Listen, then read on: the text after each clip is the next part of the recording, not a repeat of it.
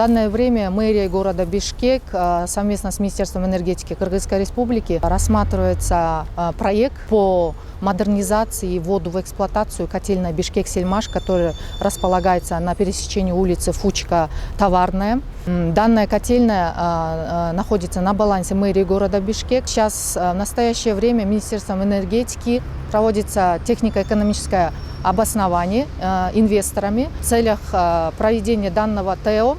Нами сейчас архитектурой рассматривается технический коридор для строительства перемычки между сетями ТЭЦ-1, тепловыми сетями ТЭЦ-1 «Восток» и котельная Бишкек-Сельмаш. То есть после ввода в эксплуатацию котельной Бишкек-Сельмаш мы должны соединить сети Бишкек-Сельмаша с тепловыми сетями магистральными Бишкек-Теплосеть от ТЭЦ-1. При модернизации данной котельной планируется выработка 300 мегаватт тепловой энергии, а также 200 мегаватт электрической энергии.